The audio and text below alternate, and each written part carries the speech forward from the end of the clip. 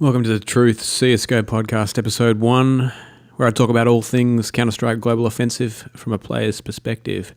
This episode I'm going to be talking about the Clash for Cash, which just ended this morning, Operation Hydra, Friberg living in IP, and the DreamHack Astra, which is this weekend.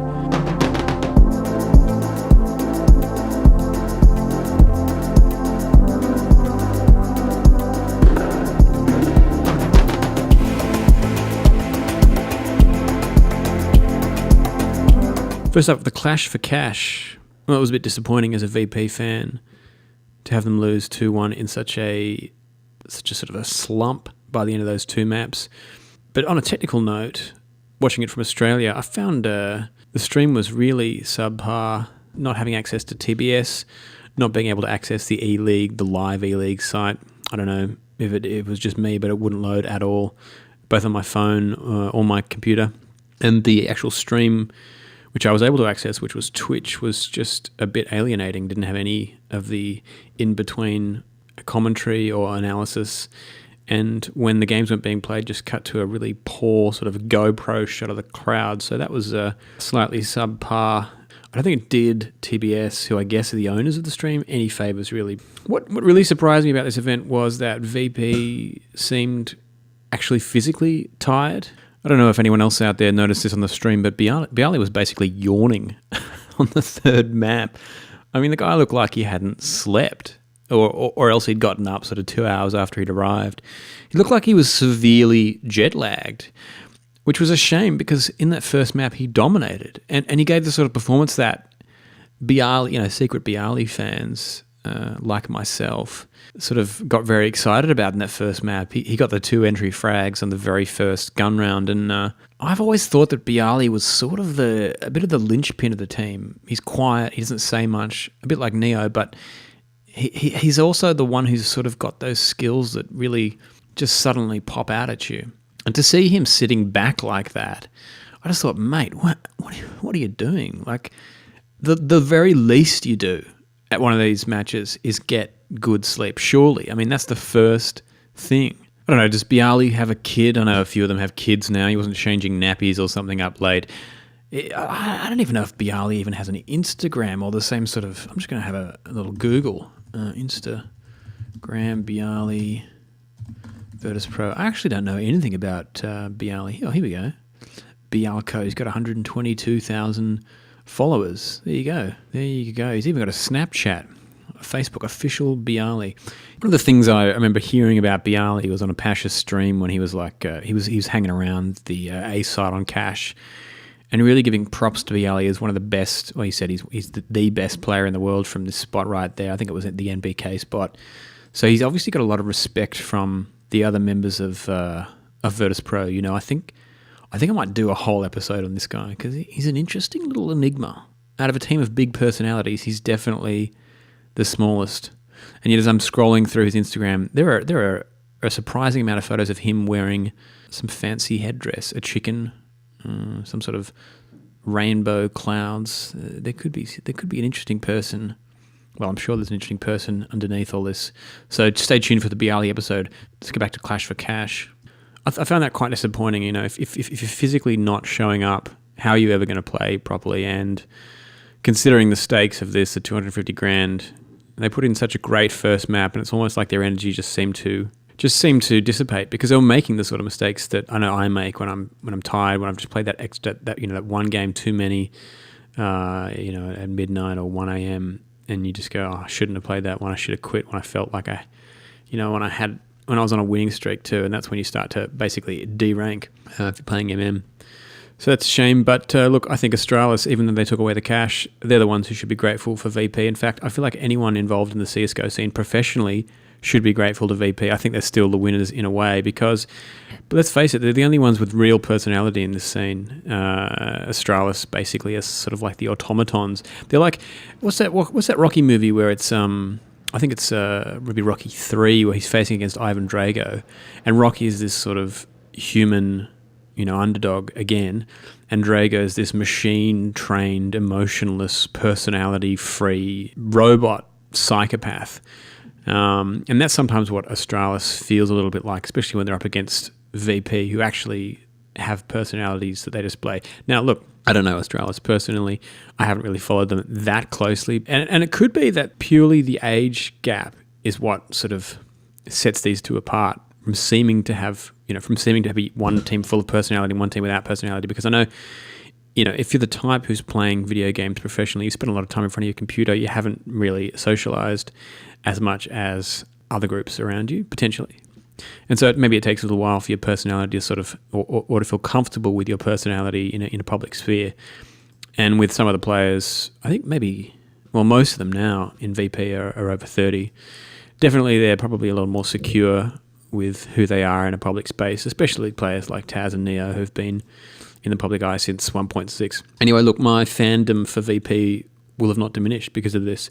Even if Australis has proven themselves a better team, I'm still more interested in seeing a VP match. And I'm sure I'm not alone in this. So anyway, moving on, it's a shame for VP, but as I said, I'm not going to stop watching them. And look, if Counter-Strike and in fact esports really become something of a bargaining chip for broadcasters, for mainstream broadcasters in the future, which people are betting on right now, but we're not sure. It haven't quite yet. VP are still a very wealthy, or should I say valuable asset to that sort of transition into the mainstream because they're so popular. I went to the IEM Sydney recently and was looking to buy actually a VP jersey. And I would have too, except they were like $100. So fuck that. Let's move on to the Operation Hydra. I just wanted to mention, I haven't really heard any content that's kind of discussed this at all. And look, as more of a serious player, I wouldn't call myself totally serious because I'm not on Face that often, but I really only play CS for the competitive mode and trying to get better. But I found Weapons Expert quite an interesting spin on the game, and I think it really added a really interesting dimension because it throws off your economy, it throws off everything that you kind of assume about the game, which is, I'll either save until I get enough money to buy an AK or an M4, or I will take a chance to get enough money with an SMG to get an M4 or an AK. I didn't really play it enough to crack what the best solutions to the way your economy works in that. I saw a couple of good tips on Reddit, like make sure that you've split your inventory for CT and T only guns. For instance, put the R8 revolver as your T loadout, and put the Deagle for your CT loadout. That way you can buy both of them if you need to. But more often than not, I was left with guns that I hadn't bought that I wish I had. So I guess one of the things I found when pubbing with this mode was that oftentimes the best thing to do was for a team to buy 3 guns of any value and just have, let's say you're on T side and you got 2A, 2B and 1 mid.